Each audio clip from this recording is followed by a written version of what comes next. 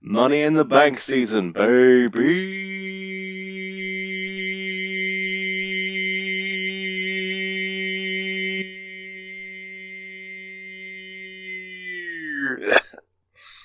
Was not happy with that intro. No, we're not editing any of this out. No, Lee, if Okay. you have a soul, edit it out.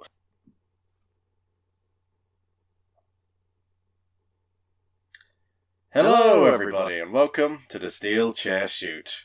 And this time, we're talking about good old Money in the Bank pay-per-view. We have some opinions on that one. Joining me is good old JR, not that one. Hi, James.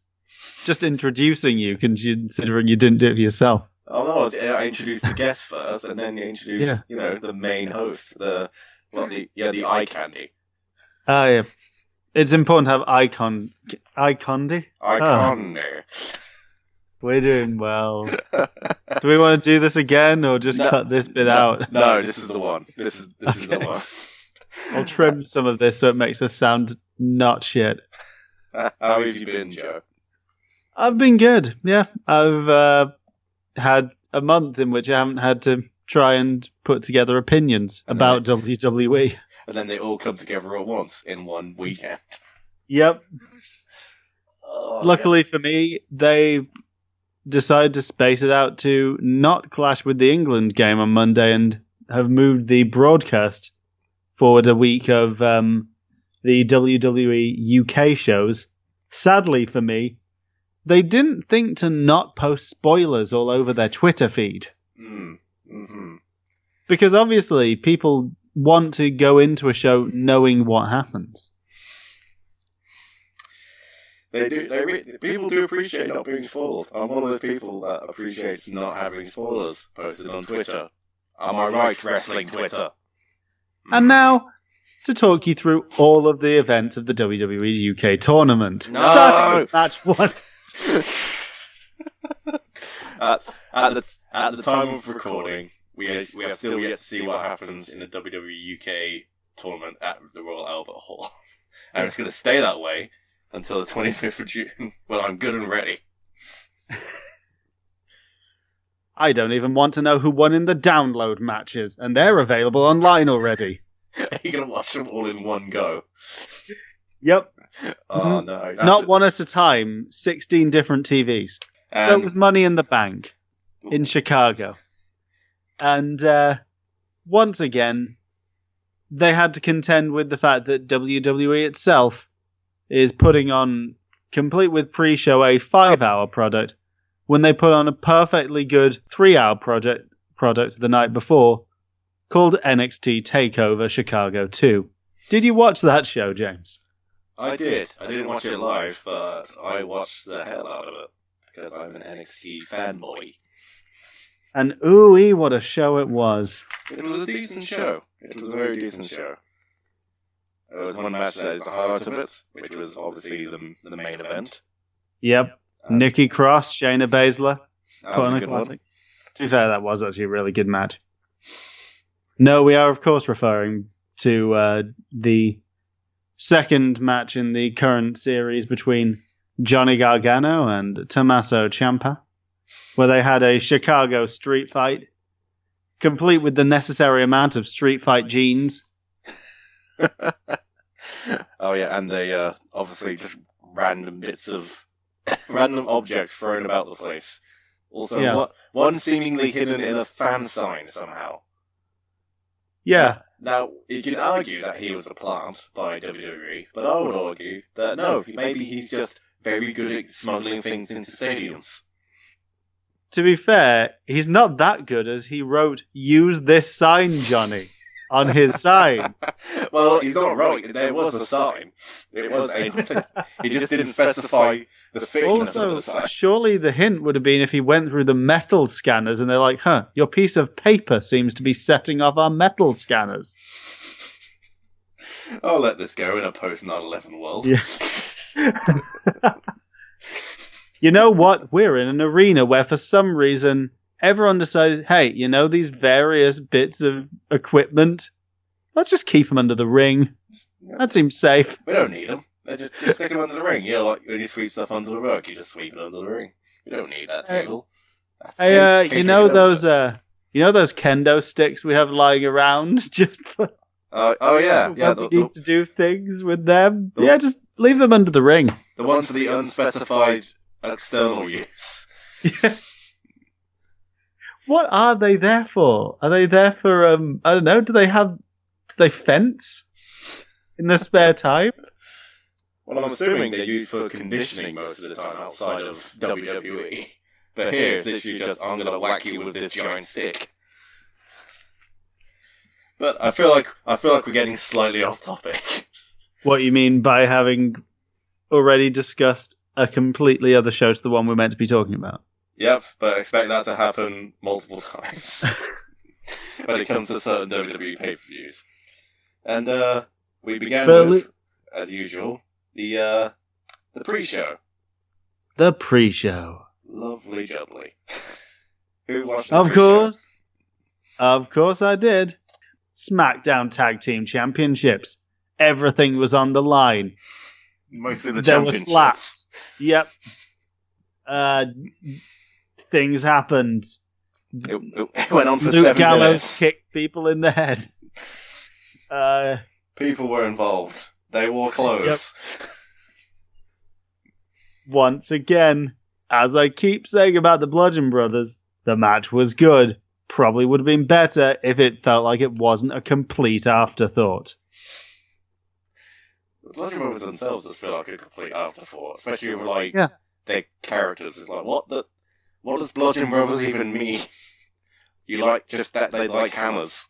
Also, SmackDown currently has the Bludgeon Brothers, the Good Brothers, the Usos, and the Colognes.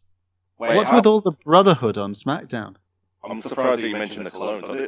I thought they left ages ago. No, apparently, well, you may remember, of course, that Primo Colón was in the Andre the Giant Memorial Battle Royal at WrestleMania this year. He was so memorable in it. But no, Epico Colón, I believe, is currently injured. Get well soon, Epico. And as a result, obviously, we haven't really seen Primo on TV because they haven't really considered the other Colón to be that much of a priority. When they can't even find a place for Andrade Cien Almas on this card, did you think Primo was getting on? Well, it's like, if you really got one Colón, you don't really need someone giving you another Colón, do you? You've already got the one. Exactly. So, Bludgeon Brothers won. Yeah, they did. And that was about as noteworthy as a statement as that match. And if you really want to watch the match, it was pretty good. It didn't feel like anyone there really cared about it beyond the 4 people in the ring, which is a shame, as all 4 of them are great. Speaking of not caring about things, here comes the rivalry between Daniel Bryan and Big Cass. It was a match that happened. Now, here's my hot take on this. Oh, okay. Here we go. I'm actually slightly disappointed that Big Cass got... we've recently discovered, as of yesterday, that Big Cass has been released from the company. Which is a shame, as he went out on, by far, his best singles match I think I've ever seen him have. I actually thought... It didn't feel like, really, it was a match where the one thing that hurt it was you felt like Daniel Bryan was winning it. That it didn't quite make him feel like he was in jeopardy. But at the same time, I thought that it made Big Cass seem like enough of a threat that, 1 or 2 matches down the line, he might be able to put someone in jeopardy. And yeah, they seem to have just decided, well, we're keeping him around until we've got this over and done with. And then we'll get rid of him once he doesn't matter to us anymore. And, I'm sure he's done something worthy of being fired if they've done it like this, considering he didn't even get the Future Endeavors treatment. Just Big Cass, a.k.a. William Morrissey, has been released. Well, that's it. Goodbye and good luck. I don't remember saying good luck. I'm just hoping that if Lee's editing this, he's currently got the image of Big Cass where he looks like a rat. What, you mean every image of Big Cass? Pretty much. Who could forget Dear Rat Boy? I went into this match expecting just to be bored, and that's not an offense to Daniel Bryan or Big Cass, even though I will say Big Cass's matches themselves have not been greatly entertaining to me. But I was pleasantly surprised by how well this actually turned out. I mean, it wasn't fantastic, but it was at least, entertaining. Mm. And the thing. So you go. No, you go ahead. I was gonna say I was just kind of happy that this sort of feud ended in a way that was kind of put Daniel Bryan in a better position, because he's been Big Cass has been putting him down for feels like a while, or had been putting him down for a while now, and it just feels good now that I've got him into a better position and maybe starting to move Bryan up the card a bit more. Yeah, I will say what I did appreciate though about this was, if you listened back to our last podcast, which what show was it last? It was Backlash, wasn't it? It was Backlash, yes. I've put it out of my memory that much.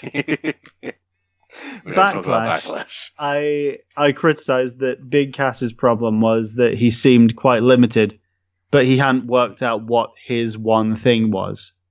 It did feel like in this match, he'd worked out, I'm really quite good at big boots. What if I just keep big booting him?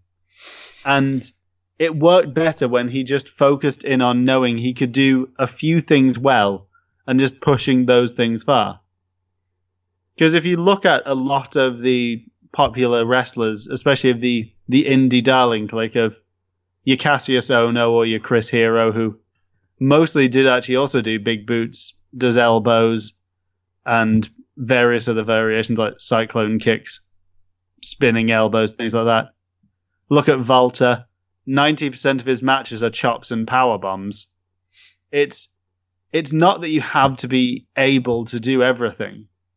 It's just that if you focus in on one thing, make sure you focus in on it and make it really good.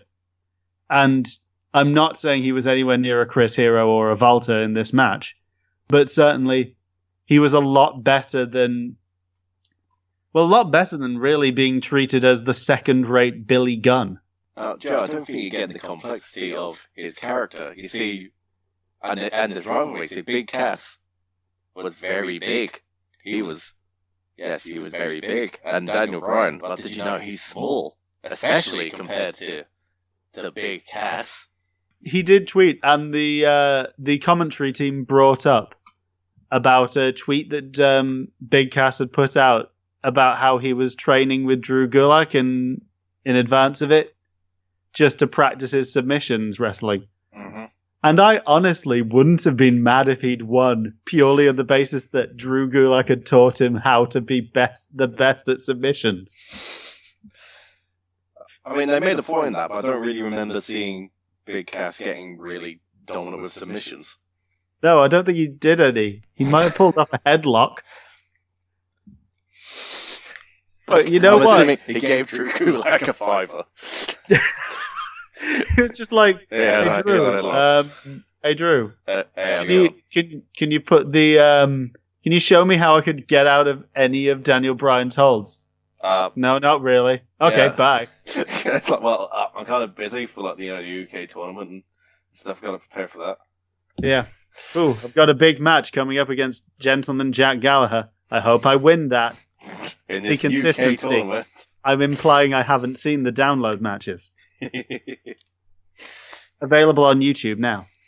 We're not sponsored by Download. I wish. Oh man, imagine that. I mean, we need to get some PR salt on that one. Speaking of... Also, if you're listening, ModCloth. I was going to say, speaking of PR, in the negative kind, the rivalry between Lashley and Sami Zayn. Oh, was that match next? Yes, that match is next. Now, before we get on to the match itself, do we want to talk about Bobby's sisters? See, the thing is, Bobby has sisters, and he loves his sisters. I don't know if Sami Zayn has sisters. Why can't they just book him properly? They have to look. It's for anyone that's watched Impact, not Impact. That's a completely different thing. They know what Bobby Lashley is capable of. They know he's able to pull off this, badass mixed martial art character. But they're Bobby's sisters? Really? It's just... No, see, we're not quite getting the complexities of their storytelling here. Because, see, Sami Zayn has revealed that Bobby Lashley has sisters. No, that seems to be the story. I don't get it. It seems like they've managed to... Is Vince still annoyed that he got his head shaved by Lashley? Does Vince not realize that this is all pre-planned? Is this all just his way of getting back at Lashley for him and Trump shaving his head? I mean, if you can't shave the president's head, you can sort out the next best thing, I guess. R.I.P. Umaga. R.I.P. But, surprisingly, I actually kind of enjoyed this match. I didn't think it was too bad in terms of, it was only 6.5 minutes long. And, it did what it needed to do. It didn't really overstay its welcome. Had some fun moments. I mean, I do like Sami Zayn as a heel is still one of my favorite things in WWE right now. I will say, in the early sections of this match, when it was just the bell had rung and Sami was rolling out of the ring and avoiding getting near Lashley and taunting, getting back in, then rolling back out, I did start to think that somehow this was going to basically be the same match as Kevin Owens versus Goldberg. Canadian heel who spends ages stalling before approaching Powerhouse, who uses spear as finisher. Except for Bobby Lashley doesn't use it there. But you wouldn't think WWE would repeat themselves. Nah. Part of me almost expected current IWGP Intercontinental Champion Chris Jericho just to turn up and distract Sami Zayn randomly, just to make it completely the same match twice. So, no, it rhymes. It's rhyming. It's not repeating. It's just a rhyme, like a story. It's a poem. See, the thing is, Kevin, I've been watching this show, True Detective. You heard about it? There's a point where they say time is a flat circle. That's my Vince McMahon, if you couldn't tell, and isn't actually just... And isn't Willem Dafoe choking on a cough sweet? No, if it was Willem Dafoe, I expect you to go, wild with your words. The heart, Spider-Man. Avenge me! No! Oh, God. We've got the Spider-Man now. Jesus Christ. It's okay. Link it back in. Link it back. Spider-Man. Bonesaw. But we'll Macho Man. Macho Man. Macho Man was in TNA. Bobby Lashley. Fair enough. We're back. All right. Yeah, we've linked it. Linked it all back. Bobby Lashley won with a which I'm happy that he might finally managed to get the crowd over with him, because this was probably the hardest crowd you could ever have to get over. Yeah. All you had to do was listen to them. I've heard rumors that Sami Zayn was injured, which is why there was so much shenanigans around this instead of actual wrestling, which I feel is almost a shame that they put him in this if he was injured already and didn't just give him some time off. But I'm glad he got his payday either way. It'll be nice for him to have that his extra bonus while he goes away for some rehab time if he is injured. And when he comes back, I'd like a proper match between these two, because I still think it could have been a really good one. And what happened was it was fun, but it wasn't really a match. Yeah, it's more filler, if anything. It's more just to sort of... if this is the end of the feud, I've not watched Raw recently, so I can't say if it's the end of the feud, but if it is the end, if they've just got it over with, then, that can be slightly disappointing, but then they can also move on to better things. Mm. Speaking of better things...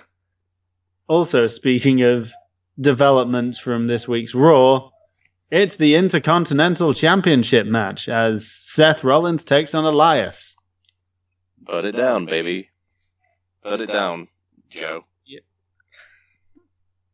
I thought there was a lot to enjoy about this match. I'm still not fully sold actually on Elias the performer as much as I am Elias the character. I feel like he's one of these ones who he puts on some great segments, but I don't think he's yet really had one standout performance to say this is a guy who could be a future leader of the company. But I thought there was a lot to like about this match. Obviously, Seth Rollins could sell anything at this point, I think. And I think the story of it where early on, I may get these two body parts the wrong way round, so forgive me if I do. You never want to do that. Elias started off working over the neck, and then Seth started to get a bit of momentum and tweaked his knee, which of course has caused him problems before. Sunset flip on Kane, causing him to have to relinquish the world's title. And so Elias then moved from neck work to knee work. And I thought that was quite a clever way to take it, of showing that Elias has this viciousness, this ruthlessness that is more than just him being a beloved comedy character, that he is quite a nasty person willing to exploit weaknesses. But beyond that, I think it was good, but it just, for me, never quite managed to hit a peak of really working out what kind of match it wanted to be. It wasn't one of the more memorable encounters of Seth's Intercontinental Championship defenses so far, which he hasn't put on a bad one from the ones I've seen. But at the same time, this wasn't one of the more near classic ones. But what were your thoughts? Yeah, I would agree and say this is not the best Seth Rollins Intercontinental match. It's possibly one of the weaker ones, but I still enjoyed it. To me, it was close to being match of the night until another match came across, which we'll talk about later. But I thought it was quite fun. I get the first half of this pay-per-view, I wasn't expecting. I pretty much had low expectations, and then when this one came along, I was like, okay, now I'm hyped. I'm looking forward to what's coming up, because this match pretty much like set the bar, and now all the other matches basically had to try and top that one, which I appreciated. I didn't really have much more to say because you pretty much covered everything I was going to say about it. So I'll just say that I want Elias's guitar because it looks really good. Apart from when he breaks it every time, and still manages to get it repaired every week. I'm not sure who he gets to repair them, but they're pretty quick. He's got a deal going with Epiphone. Oh dear. That one flew over my head. It was just the first guitar company I could think of. Oh, okay. Alright. Yeah. So Seth won. Mm-hmm. We'll just cover that for anyone who's listening to the podcast who hasn't watched the show. What's next? Next up is the Women's Money in the Bank match to find out who is Miss Money in the Bank out of Alexa Bliss, Ember Moon, Sasha Banks, Charlotte, others. Naomi, Lana. Natalia, and Lana. Yes, we got there. Woo! I thought it was alright. Didn't think it was pretty too bad. I mean, I think the best bits of the match, or at least there was one point where I was really starting to get into the match, and it was when it was Ember versus Naomi, and then Naomi started doing the can-can kicks again, and I was out. you're not a fan of the can-can kicks. I'm not a fan of the can-can kicks. But the can-can kicks are cool. How? She doesn't even look like she's kicking them. She's just can-canning near them. Is it meant to make them feel slightly socially awkward? I don't know, because I feel like if there are moves that are more socially awkward, it's when you get an ass to the face. See, that kind of makes sense. It's a reasonably sized ass. It would probably hurt taking that to the head. It's just some people would probably pay for it. Nearby. Some people probably would. But this isn't a podcast for perverts. If you want to do that, go look for a perverts podcast, pervs. No pervs here. Just social justice us and Renee Young's podcast. No pervs allowed. I mean, I think it did have some decent moments in it. I just think there was. It just stopped itself from becoming like. I think it was really good, really great. It was just decent. I think my main issue with it, and I don't know whether you'd agree, was that it felt at times like, because this is still the third only Money in the Bank match that the women have been allowed to do in WWE, that it was still quite heavily choreographed in advance. And as a result, when some people didn't quite hit their marks on time, it creates a couple of awkward miscues, like especially near the end when, spoiler alert, though if you're listening to this, you should expect by now, when Becky was atop the ladder and she'd pretty much literally unhooked the briefcase because she couldn't not, because Alexa wasn't there yet. And then she literally had to sit there waiting for Alexa to turn up to intervene. I feel like she could have fumbled a bit with the briefcase a bit more instead of just like... Yeah, I feel like a lot of them didn't quite... there were some miscues, but also other people didn't quite manage to cover for it well enough. But especially during some of the sequences where it was just everyone hitting their stuff on everyone else to try and just keep a frantic pace going. I thought it was well choreographed within the sections that were working. It was just there was quite a lot of bits that were not working so well that took me out of it occasionally. Yeah, I'd agree with that. But what I did definitely enjoy, it felt like Lana came into her own in this one. Yeah. Not just because of the fan support, again, no perverts here, but also because she actually seemed to just work off the crowd pretty well, and actually seems like her moveset has improved a lot more. Also, props to Lana and Ember for Ember allowing her to hit a face buster onto a ladder. Definitely. There was some like, how did they get out of that one safely moments. Yeah. I may be biased here considering we've both discussed already how we're NXT fanboys, but I honestly think that it seems like they're going down the route of building towards Bliss Rousey maybe at SummerSlam. But I genuinely think that possibly either Bliss Moon or even actually Banks Moon is the match that is going to make the Raw Women's division at the moment. I mean, I would agree to that, but at the moment we'll get to the Ronda Rousey match later. But I do like how Ronda is at the moment, and especially if they're going into this feud later on. It seems to be, I'm fine with it, and it just works for me. But overall, I will say, I think that this was actually... I'd possibly put this ahead of Seth and Elias on my rankings of the match of the night. Oh, okay.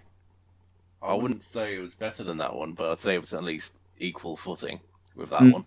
But one even though it would have gone up if they'd just done the one thing I'd suggested, which is have either Sasha or Bliss die by taking an eclipse off the briefcase, a la Jeff Hardy and Edge. I mean, it was right there. Why haven't they done it? Neither of those two have spines, right? They can do it. Sasha Banks loves to put herself in jeopardy. She really loves dropping herself on her back or head. Two things. One, please, Sasha, take care of yourself. Also, jeez, just take the move. The thing is, we all have to choose the hill we die on. And maybe that was Sasha's hill. Taking a total... Yeah, probably. I mean, if you saw that coming at you from that high in the sky, you'd be like, nope, no, I'm good, thanks. Also, if we're going to have Ronda getting her own special music in that she gets Joan Jett's bad reputation. Can Ember come out to Total Eclipse of the Heart? I mean, if she changes her gimmick extremely. No, doesn't change anything about the gimmick apart from the music. Once upon a time I was falling in love, but I was only falling apart. That's all we can do without breaking copyright. Yep, YouTube won't allow it. Anyway. So what was the next match? So, in Chicago, post NXT TakeOver, post CM Punk winning the trial of his lifetime, we had... I was about to say, you started that sentence with CM Punk winning. That's not how I remember seeing it. No, that's how it, You're on about the trial, though. Yeah, the trial. We had Roman Reigns versus Jinder Mahal with Sunil Singh in a wheelchair. And you know what? Once again, I quite like this. You quite liked it. I was bored shitless. It wasn't great. It didn't need to be 15 minutes. If they trimmed it down to a good sub 10 and just cut out most of the bits where... I'm pretty sure at one point I went off to the loo, made myself a drink of something, came back, and Jinder was still applying the same headlock. But cut out the rest hold section, and I actually think there was a pretty decent match work here, and I thought the ending was really fun. I'm just going to state the facts again that it was in a Chicago crowd, and they expected them to cheer the right way and boo the right way, but obviously they were not. The fans did not give a fuck.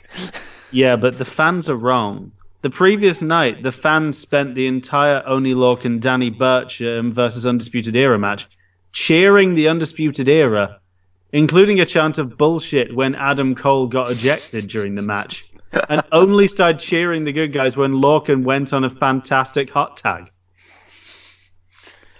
Yeah, but you can still. How do they expect this to go down? They knew what they were going into booking this match. I'm on record as saying I'm not saying that WWE aren't the problem, but I'm just saying the fans are also the problem. Oh yeah, and that I'm technically a fan, yes, I mean I am the problem as well. I'm not letting myself off the hook here. You're part of the problem. I'm part of the problem. We're all the goddamn problem. The only way to solve it is just to stop watching. Yeah, everything. That's just not even wrestling. Just stop watching. Close your eyes. Yeah, get glued. Everyone close your eyes.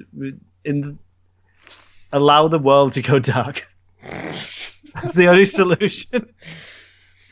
And that best sums up how to watch a Roman Reigns and Jinder Mahal match. Just close your eyes.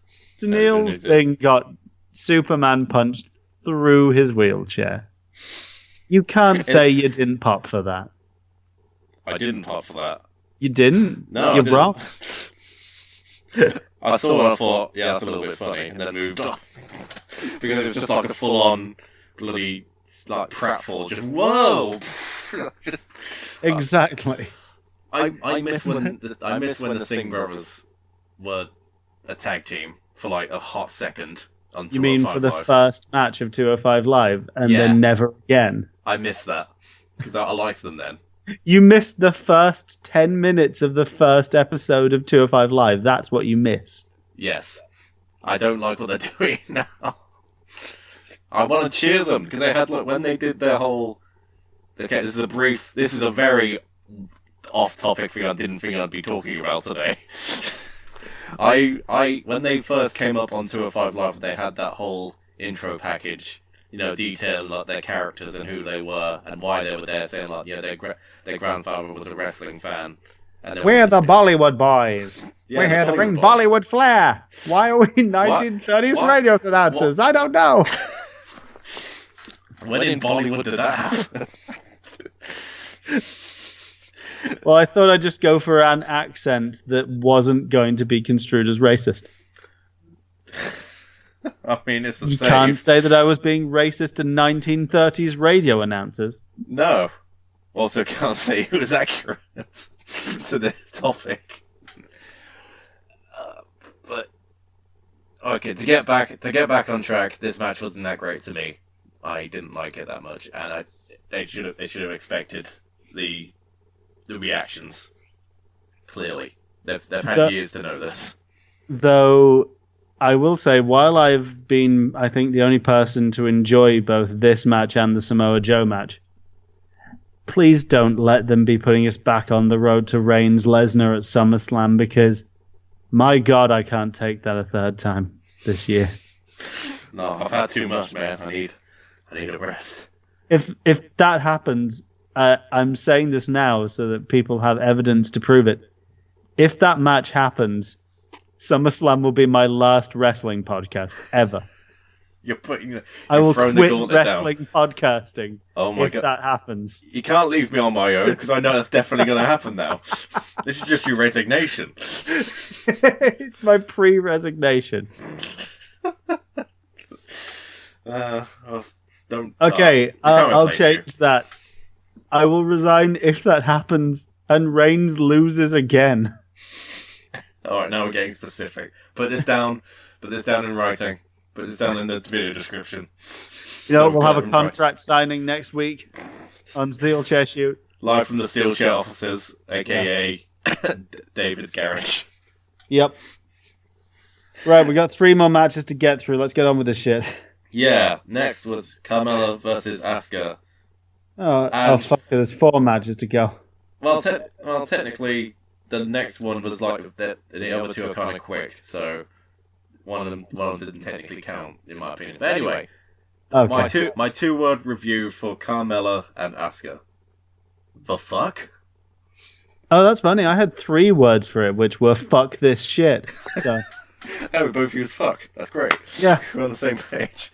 What the fuck happened? I think I said this to you. It seems like they thought, we're not ready to put the title on Asuka yet. Let's think of all the ways we can work out to keep her off the title, but not make her look weaker. And then let's, in fact, just go with an idea that makes everyone look dumb as shit. Let's just fuck everything up. So let's cause Joe to swear so much that we are not getting any monetization of this. Oh, it's wrestling. We're not getting monetization in general. Oh, it's true. So James Ellsworth showed up in one of the weirdest interferences I think I've ever seen in my life, where he dressed up in Asuka's robes and mask just to sort of play mind games with Asuka, and Asuka was like, she sort of knew what was going on, but kind of like, what's this thing? What is going on? And then it's revealed it was James Ellsworth, and the only thing in my head was like, she still shouldn't be surprised because she doesn't know who that is. Yeah, but one thing, he was not there when she was. She was too busy having her streak at the time. Also, do you not think that they maybe could have tried to keep a tighter lip on secrets like that leaking? Because it's clear that somehow rumors had spread about Ellsworth. Because the crowd were chanting Ellsworth for a good minute before he took the mask off. I feel like the only way... Yeah, go back and watch it. You can hear the crowd going, Ellsworth, Ellsworth, Ellsworth. I might have assumed at the time that it might be just because of Carmella. And also Money in the Bank. There may have been, but yeah. But I feel like if they had it be, he'd turned up, started dancing about in the robes, and then Carmella had come from behind and done the quick roll-up, ha ha ha, I just beat Asuka thing. That would have been fine. But instead, they had Asuka stand there staring at him for a good minute and a half or something, confused by what was happening. Then he pulls off the mask, Carmella goes for a thing, Asuka says piss off.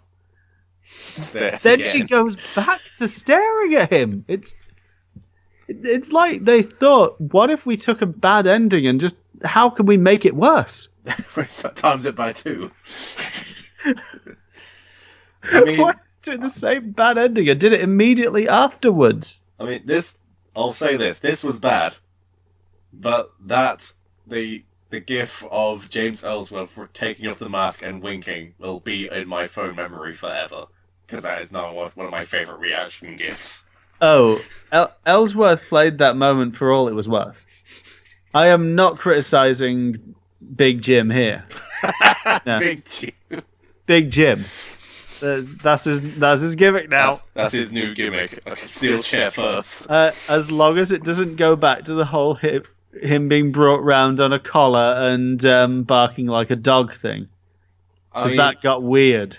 I mean, I've not watched SmackDown today, so I'm not sure what the situation is. Because last time we saw Ellsworth, he got super kicked by Carmella, didn't he?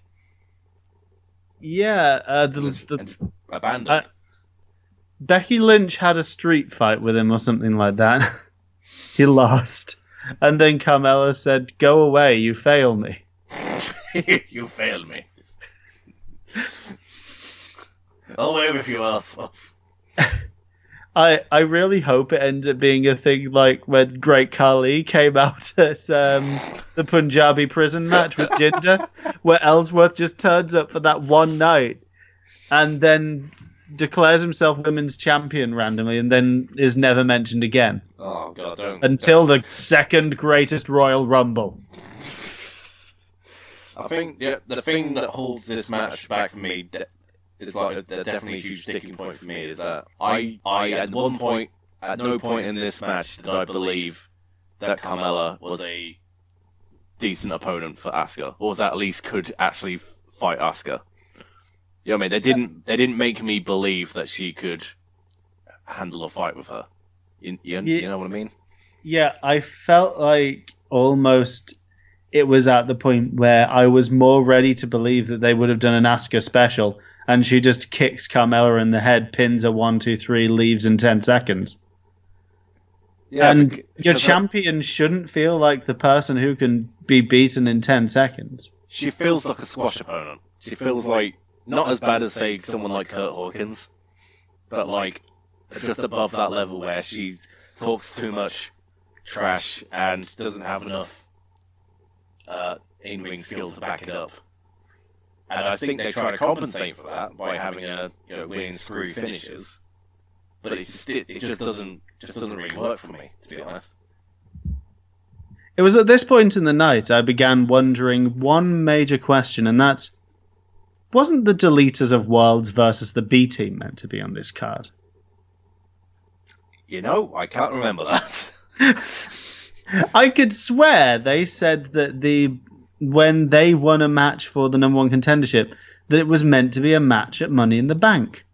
And then that match didn't happen. Got deleted.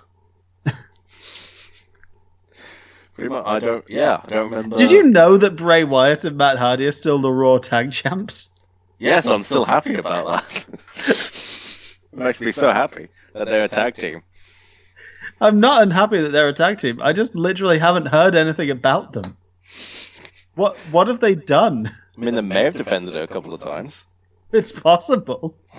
It's plausible. If you watch Raw, tell us. But do you know what was unmissable and definitely not deletable?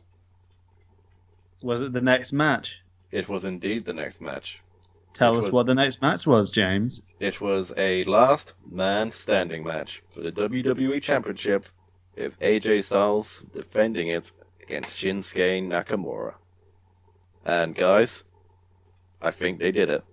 I think they finally reached their peak in WWE, in terms of their match quality together. Ooh-wee, this was fun. Did you want to kick us off? So, I think I don't know whether this has been discussed on the pod so far, but my main trepidation about AJ Styles has been that I struggle to find him a sympathetic babyface, purely because I'm aware that this is also the guy that was the gay community. And he seems like he might be a bit of a shoot knobhead, even if he's a kayfabe good guy. But even with that in mind, I still thought that this match was, it was as good as I think we're going to get from them. And honestly, it was that rare thing, which is actually a match which was as long as it was that felt like it really needed to go that length. Because at this point, there are going to be some people who I'm sure will be complaining that after all of this, it's not great that they still don't have the faith in Shinsuke to put the title on him. And to an extent, maybe I am one of those people. Except for when it took them 30 minutes to even reach a conclusion to it, it's quite clear that they aren't just saying Shinsuke isn't good enough for this. It's just saying, in this one instance, AJ was that bit better. And just all throughout this match, there were so many wonderful things. From the moment where Shinsuke went for one of his classic tiger uppercuts to the nuts. In fact, I'm going to start referring to it as an upper nut instead. And AJ, or Aj, as we should just be referring to him for time. We shall not. Aj just dodges out of the way. And Shinsuke is just there holding his arm up in the air on the floor, looking almost a bit surprised that it didn't work again. After the 17th time. Yeah. Because you know what? Aj fell for it times 1 to 16. Why wouldn't 17 work? Why not one more? And then it feels like the last 10 minutes took place on the floor. And it was some of the best on the floor brawling I think WWE's had in ages. Especially the finish, I thought was great because it was the biggest spot of the match. And why try and build to something bigger than that? It's definitely one of my favourite AJ Styles spots in WWE so far. Yeah. I'd actually put this up there personally with his matches with John Cena. Yeah, I'd agree with that. I don't know in which order, but it's definitely up there. It's just for me, it does feel like the ultimate culmination of this rivalry. Even though it did take us a while to get to this point. Yeah. I mean, 6 matches. I mean, we were asking for it, and then WWE just went, all right, there. Now have 6. Now go away. Leave me alone. You wanted your dream match. You wanted a 5-star match. Well, you've got at least 5 stars over these 6 matches. Fuck off. They all had us 5 or something. Who cares? Get out of here. Yeah, you add them all up, and somewhere around here, it's probably like fucking 18 stars, you shit. Fuck off, Kenny Omega. Go play Street Fighter with the New Day. What I did really enjoy is similar to the Tommaso Ciampa and Gargano match, is that the history and at least the rivalry was clearly shown. The tension between them was just so clear, and it's so obviously not clear enough that it's like shoving it in your face, but it was still subtle enough that it was fun to work in why they were acting this way, or how they would react this way to this certain thing. Especially, it was again towards the end, towards the final spot, when Nakamura got up just before 10 and just leaned up against the announce table. And just did his trademark, come on! Like he still wants more. And then AJ just full on just kicks him in the nuts. Probably like the hardest kick in the nuts he could have ever done to Nakamura. I feel like there was a certain point during this match where I'm pretty sure we actually got somehow, I think I'm going to call it a quadruple turn. Because I'm pretty sure they somehow, over the course of this match, both of them swapped back between heel and face twice. Yeah, there was several bits where it's like you can understand where they're possibly be heel or face. But I guess in this sort of scenario, it's almost justified because they brought each other to breaking point, so the other will try anything they can to get over. Yeah. So the question is, after this match, where do things go now? Because I feel like you've got to take Shinsuke away from the world title picture for a bit, just because otherwise it's starting to get a bit repetitive. You got to see him training in the gym, training those uppercuts. So, do you think we're going to see him trying to destroy Jeff Hardy's nuts for a while? Or where does he go from here? Well, I mean, it would be a bit cliche at this point if all he does now is just uppercut people in the nuts. It felt like it wouldn't feel as special, you know? No, I feel like now that he's successfully hit AJ's balls enough time to make sure we prevented the next Hitler, he's got to move on to some other thing. The next phenomenal one. Yeah. I'm keeping this going of the thing that piece of fan booking I saw of I'm seeing it as Shinsuke was the good guy and he's just a time traveler, hence his outfit, and he's here to prevent Hitler too. Well, he is the champ that runs the camp. Yeah. If we weren't getting demonetized then, we are definitely getting demonetized now. Okay, come on. Should we just get on with it and talk about what's the name? I'm judging from Ronda Rousey and Nia Jax. Judging from your tone of voice, you're not a fan of this one. I like both of these people. This is Nia Jax versus Ronda Rousey for the Women's Championship. It was fine, I guess. They both look good. Are we going to talk about this match separately from the mini match that followed, or? Oh no, just talk about them together because they might as well be. When was the last time beyond Nia Jax we saw a sustained run from anyone with a women's championship that wasn't white and blonde? Even if Ronda Rousey had won this, it would have been another blonde white woman. Okay, what about if they're not blonde? Who are you on about? I don't know. I'm just thinking all the way back now, like when and you can't Divas count Championship. Shayna Baszler. I'm only talking about main roster here. I'm going back through the years now. I'm trying to think. No, I'm pretty sure it's just Naomi. She's the only one since Becky Lynch. But even then, that was only like a few months.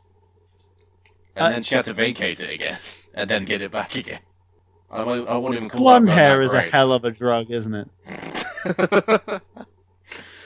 I mean, now you've said it, I can't not notice it now. I feel like this is going to lead...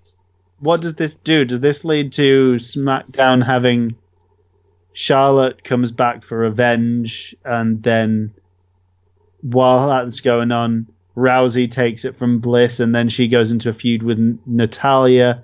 Do we just keep it in the blonde whites?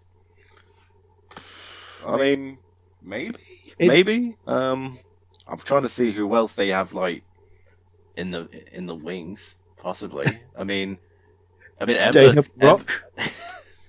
Ember could be taking that title at one point. Oh, I hope so. I can see her with the belt. I hope this leads to Ember and Asuka, just so we can get those two facing off against Survivor Series when we do our one night a year that now we have cross-branded pay-per-views where people are fighting out every month. The one night a year where they fight. When they remember they hate each other. The one night a year, apart from the other times where it's basically friendlies. It's that one tiff you have with your neighbour. Like you've lived with for like the past 10 years, and it's like the one tiff where like they've slightly shaved your part of the hedge when really they have no right to do that, so you have to go around and have a quick chat and tell them about boundaries. That's what Survivor Series is. I think this counts as a new one though, where we've spent more time in a match talking about future pay-per-views than we have instead of just talking about other ones that have happened. I mean, the one thing I'll say about this is that Rousey does look like she's improving. A few slip-ups, but she's improving. Yeah, I think Rousey, she certainly has some indelible star power, and she's hooking into what makes her as a performer, as a wrestler, different her as a performer, as an MMA star. And it is working that. And I actually think that all 2-3 of the women in this match they played their roles well. I don't have any criticisms of them directly, actually, over it. It's mostly just that you made this match go for 11 minutes before then Alexa Bliss came out, and actually my one criticism will be she really looked like she was about to just crack Rousey in the head with that briefcase, and then instead went for a soft pat on the back with it. Well, it didn't look like she knew how to swing the suitcase in general at some parts, where she just like swinging it, and Nia Jax just like, there you go. I feel like if you don't know what you're doing, just kick them. But you gotta use the briefcase. You gotta emphasize. Emphasize the Money in the Bank contract. Kick them and then put them on the briefcase and stamp on their back or something, or hold the briefcase and sparkle splash onto them. I refuse to ever call it Twisted Bliss. It's Sparkle Splash for life. If she'd have done a DDT onto the briefcase, this would have been a different story. Yeah. And not straight to Rousey, just goes, alright, off you go. Then that would have been decent. So we're on the lead up to Extreme Rules. Alexa Bliss has the briefcase as the title again. Do you think we're going to get a Nia Jax "This Is Your Life" segment? No. Oh God, no. Please, no. We've already had Bobby's sisters this year. We've already reached the low point. It can't get lower. There's so much more of the year to go. No. The low point of last year was "This Is Your Life." And this year, with Bobby's sisters, I refuse to believe we can sing lower than this. It's just triggering, you know. I can't take it. But the thing is, Nia Jax. So, is she a bully now? Don't get me started. Or is she anti-bully? They honestly, they don't know. And if they expect us to know, then they're shit out of luck. Because this whole anti-bullying thing was thrown out the window immediately as soon as Rousey got involved. And they were like, oh, okay, now we need to make Nia Jax the big scary villain again. And then make her sympathetic just after the match finishes for Alexa to get the win. So they literally just took the papers and just went, for it, whatever. Just fuck it. Just keep going. I get that Rousey, this is only her first ever actual... I think it's her first ever singles match in a wrestling ring, let alone actually her first televised one. But at the same time, if that's the case, you don't have to immediately put her in there with someone who's a villain. Because at the same time, I don't think I heard any boos for Nia. I don't think their technique worked here. It literally would have worked better if they'd stuck it as... Nia has challenged Rousey to this to prove that she is just going to go straight for the person that she considers the biggest threat to try and show that she is better than them. They had that story beat right at the beginning, and that was fine. What happened to mutual respect? Mutual respect can work in a wrestling match. Especially in this scenario, because that would give Alexa way more boos if she was just ruining like a fairly decent yes, we're gonna have a good fight. We'll see who comes out on top. But no, they had to overcomplicate it. Also, actually, here is one thing I was wondering during this: what kind of dickhead do you think decided? This is talking obviously in kayfabe here. When do you think Kurt and Paige were like, you know what we should do? Put the Money in the Bank match directly before both of the women's title matches. Because surely they know then there's going to be a cash-in, potentially. Well, not necessarily, because they don't happen all the time. it depends on the.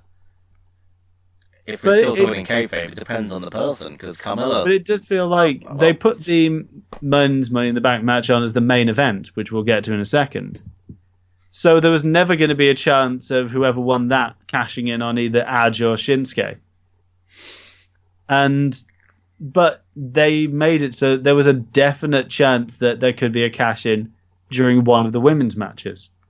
You know, I didn't really think about that one, but now, yeah, I've got a point.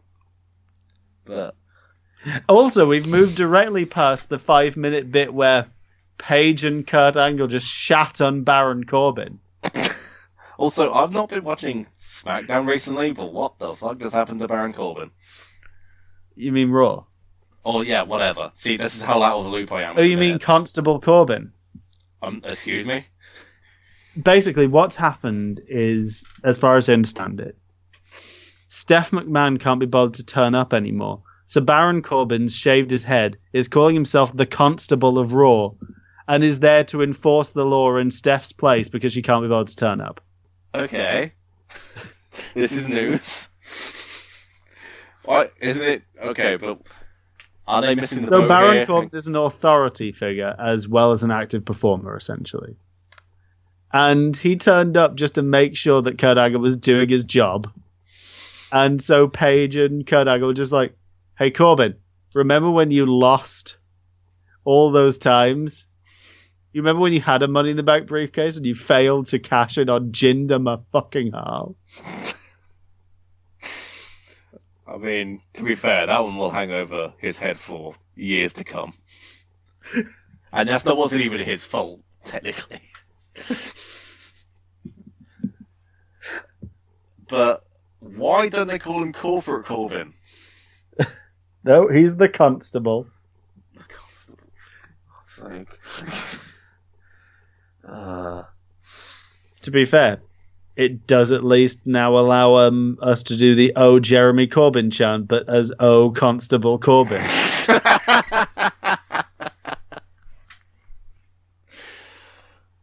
Can we just get on to the main event? Fine. Money in the Bank. Braun won. Okay, bye. You know, not even going to talk about the amazing parts that happened in it. Sure, it was a good match. Finn was there. The Miz was there. Bobby Roode, not Lashley. He was too busy talking to his sisters about how he beat up a Canadian. Rusev, Samoa Joe. Rusev with a, was it Freeman accolade? Yeah, Rusev doing a 3-man accolade. Okay, let's actually go through it and think of each person. What did they do that was important during this match? Braun, obviously, was Braun triumphant. Braun mashed through everybody repeatedly and proved Kevin Owens right that they all needed to team up to beat him down. But it was too little too late because Braun had got hulked up, or indeed as it's now and should be known, brawned up. Get these hands. Yeah, he gave those hands. Kevin Owens was being Big Match Kev. He did his standard ladder match thing of taking the most ridiculous bump of the show and dying for our sins again. It was a very high fall. Jesus Christ. Made even worse by the fact that they never cut back to him or mentioned him again for the rest of it. Yeah, he was just dead. He was just, yeah. just full on dead. He's alive, don't worry, check his Twitter. Finn was he was the fan beloved one. He was the one he was the Becky of this match, where every time he climbed the ladder, people got excited thinking he might do it. He hit that one fantastic John Woo on Braun over the ring apron thing. And he did that decent, was it curbs? No, not the curbs on. Yeah, he did the coup de grace off the ladder onto Rude. The Miz did his Weasley coward shtick, which is always fun. Oh, just it's an intertwined one with Braun when Braun finally got out. Was it after he got out the ladders or after he'd thrown Kevin off the? I think it was the first time. He'd mashed through everyone, and Bobby and Finn had run at him with a ladder, and he just smashed through it. And there was Miz just on the ladder, and they just did a zoom on him just looking scared shitless. Honestly, I popped for the ladder and then Miz's face. I was like, holy shit, this is great. Yeah, Rusev, as we mentioned, triple accolade. Aiden English, mad shout-outs to him for repping a subtly CM Punk-inspired gear in Chicago. I did think that was a very subtle, like, hey, how are you not in trouble for this? How have you not, like, been given a tap on the shoulder, like, what are you doing?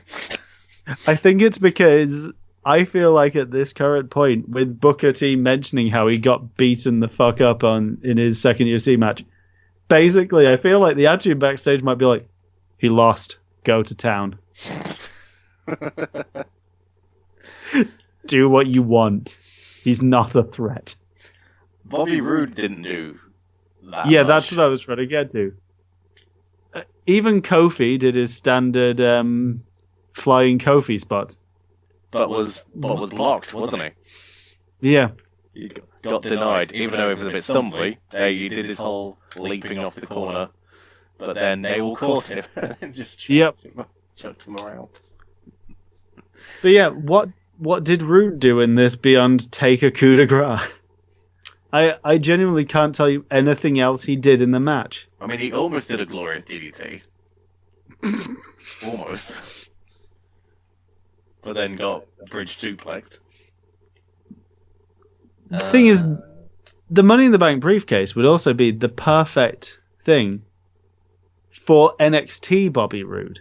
Because his entire thing was all about how he was going to get all of the slobs out of NXT and replace them with all his Wall Street buddies. So, if they'd had that Bobby Roode in the match, would have made sense. He could have been just playing it like, it's money. I like money. I got a suit. You know what? I could probably get a suit and a robe made just to match this briefcase. Maybe we get everyone to wear green. This is Money in the Bank. Yep, except for Finn, who's like, nah, fam, I'm being Superman. He didn't get the memo. He's like, fuck you, I do my own colour scheme. Finn is for everybody, except you. Back writers.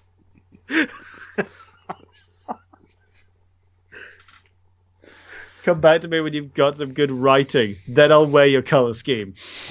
Until then, Superman.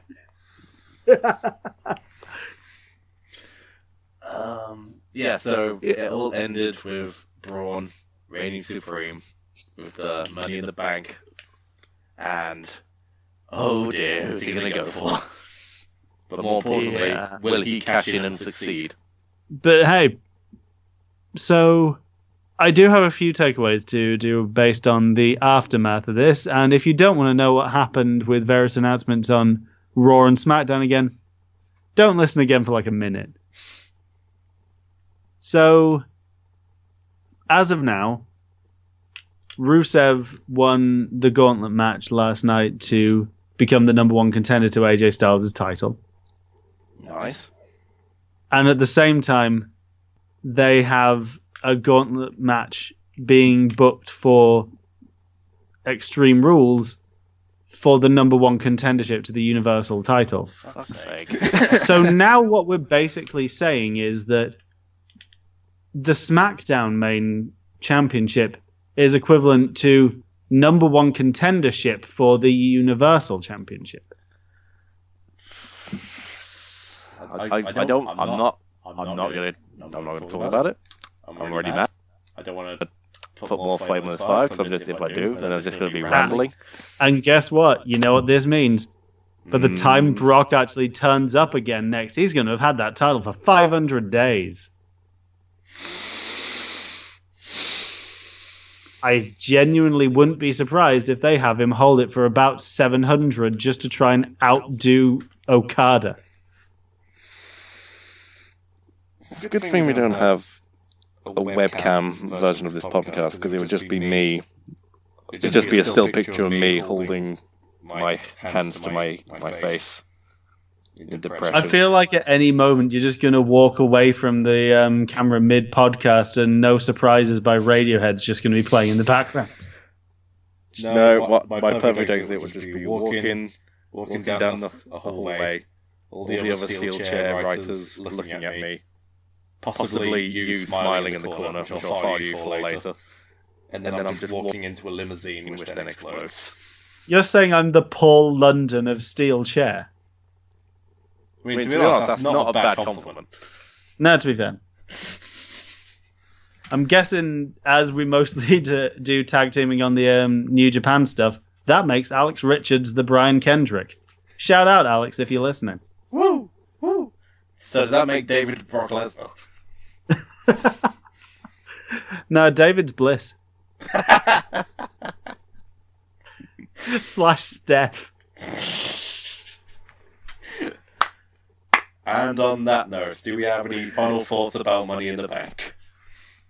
My last thought is just, if we're at the point where it's now just pretty much not so much dual-branded pay-per-views as a 2-hour pay-per-view for each show stitched together, what was the fucking point?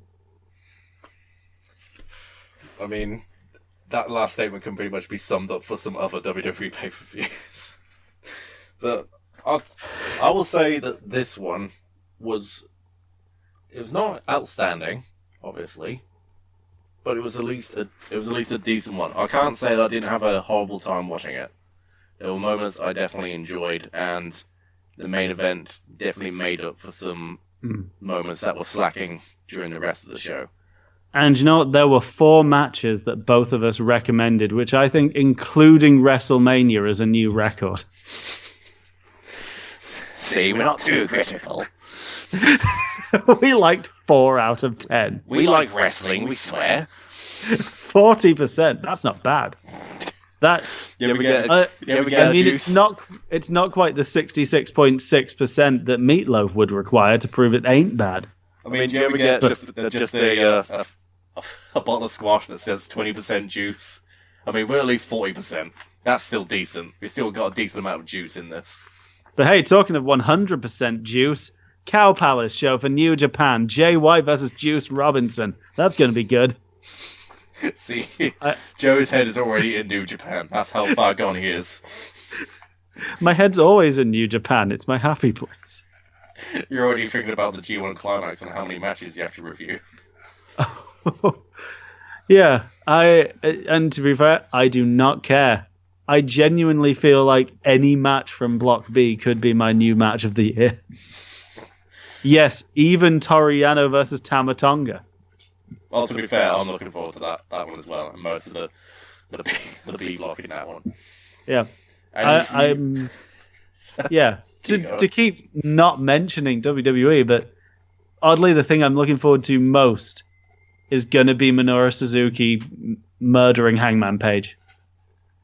Who hangs the hangman, James? Who does hang the hangman? That's my closing thought. That's your close. Did we want to, before we end the podcast, did we want to briefly mention the Omega Okada shaped elephant in the room? That's been here for quite some time. Just a brief review, a brief opinion on what went down. So Dominion was a lot of good. Just all the good. It was no criticisms. Every good was there. No criticism whatsoever. Oh, I would have to disagree on something. No, I do have some criticisms. Putting the title back on Big Michael. That one. And not on Almighty Lord Taichi. Almighty Lord Taichi. Hail the 10-time Intercontinental Champion, Chris Jericho. Thank goodness that Hiromu Takahashi won after possibly one of the best ever runs on a Best of Super Juniors. If you really do have the time to watch this entire 4-hour show, just get yourself a New Japan World subscription and watch all of the Hiromu Takahashi matches from this year's Best of the Super Juniors. He didn't actually have a bad one. Other thoughts? My thoughts of Dominion, and specifically the Okada Omega match, can be summed up with this thought in my head. It's like, hi, welcome to the Wrestling Observer, where the matches are long and the stars don't matter. 7 stars. What the hell? 7 stars.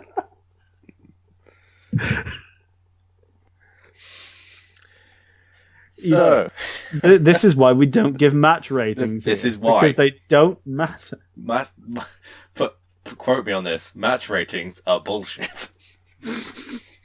Quote me on this. Dave Meltzer is bullshit. Quickly. I was talking to Alan Boone of who writes for us, and we also work together now at a non-wrestling related workplace, and he told me that he rates wrestling matches based on chocolate bars, which I thought was an interesting way of doing it. And he rated Omega versus Okada a Toblerone. Oh, that's good. But I had the question though of like, do you mean pre-Brexit Toblerone? And it's like, more than likely. And then changed it to the Poundland Twin Peaks bars. Tell you what, I'm giving this Omega Okada match one of those massive bags of mini dime bars that you get from IKEA. Ooh, great! Now I'm hungry. And I'd also give the Young Bucks Los Ingobernables match. I'd say that's at least 2 crunchies. Oh, I'm not a fan of crunchies. Well, you're wrong. And it's subject. See, this is why match ratings are bullshit. All right, well, I can't imagine anyone's still listening to this, but if you are, find us at SteelChair Mag on Twitter, or you can find James at JamesRT101, or me at not Joe Ronchka. You can find me at not Joe Ronchka. NOTJOERACZKA. And please feel free to read our thoughts in our magazine at issue.com/SteelChair. That's ISSU. Is that what? Have I spelled it right? I hope so. I don't know. You'll find SteelChair on the website, and you'll find the magazines there as well. Well, until Extreme Rules. Sum up your feelings towards the podcast in one word. Thanks. Just a sigh. I'll sum up with enjoyable, because it's always enjoyable talking to you, Joe. See, we ended on a happy note. Yeah. Hope you have a good day, everybody. Bye-bye.